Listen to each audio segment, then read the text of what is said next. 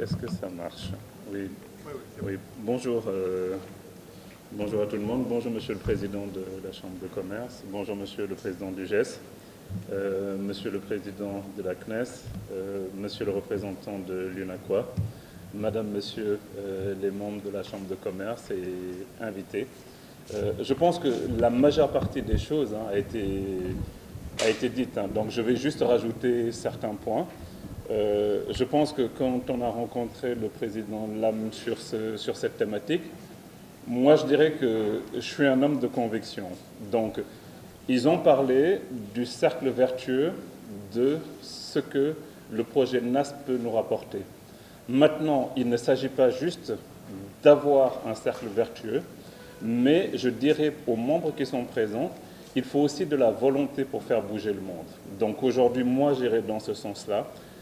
Ceux qui ont travaillé sur le véhicule qui a été mis en place, et ce que Mme Diack vous a présenté tout à l'heure le montre, il y a un avantage à rentrer dans ce plan d'épargne. C'est-à-dire qu'en tant que chef d'entreprise, ça vous permettra d'avoir un véhicule d'épargne qui vous est propre. Aujourd'hui, je pense à beaucoup d'entrepreneurs quand il y a des incendies dans les marchés qui perdent des millions. Ici, nous avons un véhicule qui permet à la fois l'inclusion financière, mais qui vous permet aussi de gagner de l'argent. C'est-à-dire que le point de départ même de ce plan d'épargne, c'est de dire aux entrepreneurs, mettez votre argent à l'intérieur, ça vous permettra de gagner de l'argent. Ça, c'est le premier point. Le deuxième point, le président Lam en a parlé et le président Sow, nous sommes dans une phase de dire que nous voulons contribuer à la croissance économique de notre pays. Comment nous allons contribuer à la croissance économique? Ils l'ont bien dit. L'idée n'est pas d'aller emprunter à l'étranger et de venir investir chez nous. Puisque, comme il l'a bien dit, aux États-Unis ou en France, ils ne vont pas à la Banque mondiale ou au FMI chercher de l'argent pour tirer leur industrie. Ils ont des dispositifs d'épargne qui permettent de financer directement leur économie. Aujourd'hui, quand on ira chercher, nous, le développement du Sénégal, il faut qu'on aille le chercher en tant que Sénégalais. Je vais utiliser l'adage peut-être d'un proverbe chinois qui dit, au lieu d'offrir à quelqu'un du poisson, il vaut mieux lui apprendre à pêcher directement.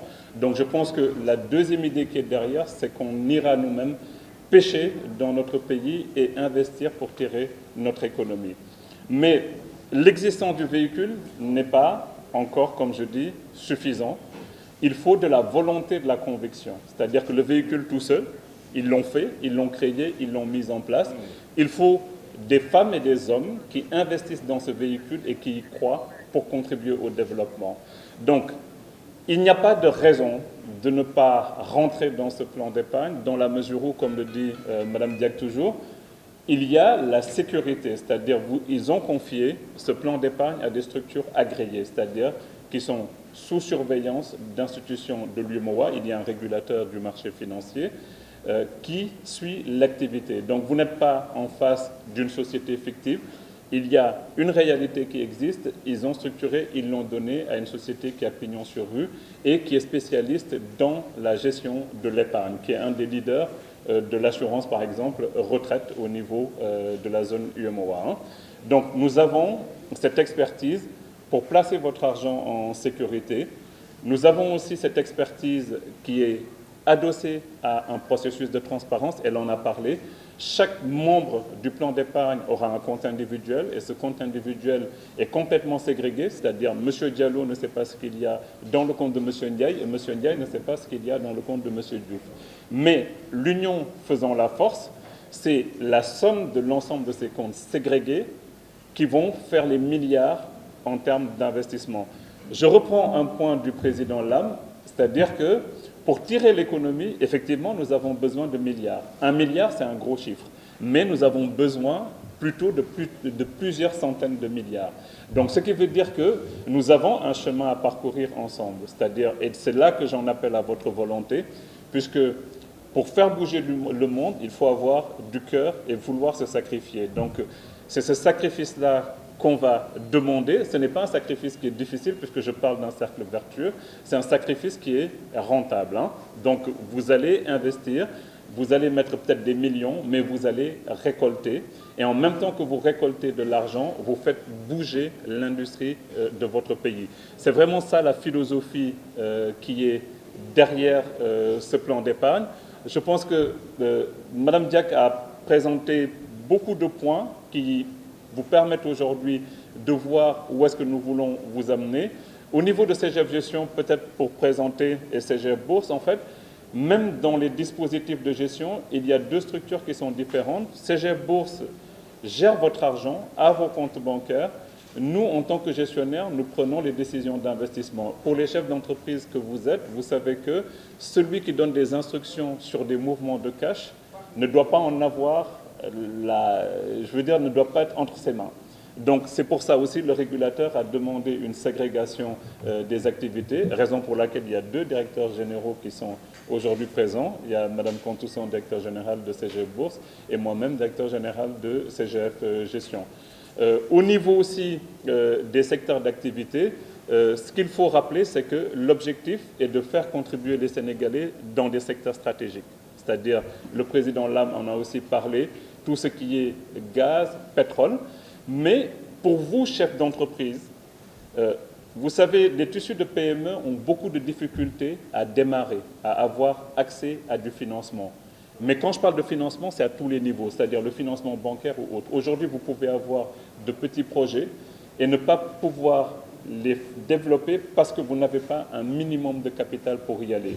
L'idée aussi ici, c'est que les entrepreneurs prennent en main leur vie au final. C'est-à-dire que grâce à ce plan d'épargne, sur la partie non cotée, vous pourrez vous organiser et sélectionner des projets qui sont propres à des entreprises. Vous êtes plus apte à l'estimer. Madame Diack en a parlé en tant que comité de surveillance, c'est-à-dire qu'aujourd'hui, un jeune qui souhaite se faire incuber en menuiserie ou pour le développement de meubles made in Sénégal, je pense qu'entre vous et le comité de surveillance, la décision est beaucoup plus simple puisque vous avez tous la fibre entrepreneuriale. Donc, il faut le voir beaucoup plus loin, c'est-à-dire qu'il y a l'avantage de l'épargne, mais vous, en tant qu'entrepreneur, vous pouvez solliciter par ailleurs le plan d'épargne dans le cadre de vos projets. Donc ça, c'est pour la partie PME. Et ça permettra aussi de décider sur certains, peut-être, projets stratégiques de l'État. Si demain, l'État souhaite libérer le capital de certaines structures à des Sénégalais, ça permettra aux entrepreneurs que vous êtes, en tant que force, de venir et de vous imposer. Madame Diack a touché un point aussi qui est important, c'est que l'union fait la force, mais je rajoute aussi, l'union fait la force et je veux que ceux qui sont dans cette union aient la volonté d'y aller. Donc c'est juste le point que j'ai rajouté. Cette union qui fait la force, en fait, dont elle parle, au niveau du plan d'épargne, vous permet aujourd'hui de pouvoir investir sur des secteurs stratégiques que même l'État peut-être n'a pas vu, en fait, finalement, puisque en économie, on dit que laisser faire, laisser aller, c'est-à-dire que c'est ce qu'on appelle la main invisible, c'est-à-dire vous êtes plus apte en tant qu'entrepreneur à guider le Sénégal sur certains aspects, certains investissements stratégiques, que même peut-être un économiste ou l'État, parce que vous êtes sur le terrain. C'est pour ça aussi, ça a son importance de laisser le secteur privé faire ce job de développement, c'est-à-dire c'est un travail de longue haleine, mais le développement ne viendra pas que des États, il viendra plutôt des populations. En tout cas, de ce que je connais de l'économie, l'État est là pour aider, mais ce sont les initiatives privées qui sont à l'origine du développement économique. C'est ce qu'on appelle en économie la théorie de la main invisible. Donc, je souhaite vraiment remercier l'ensemble des personnes qui ont travaillé d'arrache-pied sur ce projet-là. Je commencerai peut-être par le CNES avec le président Lam, la Chambre de commerce qui a accompagné ce projet, qui aujourd'hui nous a invités au niveau de ses locaux pour faire cette présentation.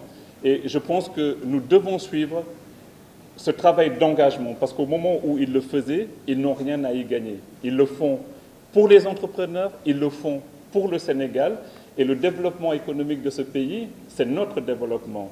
Le développement, la richesse de ce pays, c'est pouvoir travailler chez nous, être fiers, ne plus être des immigrés à l'étranger, pouvoir créer des emplois et retenir nos enfants dans ce pays, pouvoir créer des centres de formation pour nos enfants, pouvoir créer aussi un système de santé efficace pour les populations. Donc, voici le cercle vertueux qui vous est proposé. Je m'en arrête là. Je vous remercie encore tous. Et n'oubliez pas ce que je vous ai dit.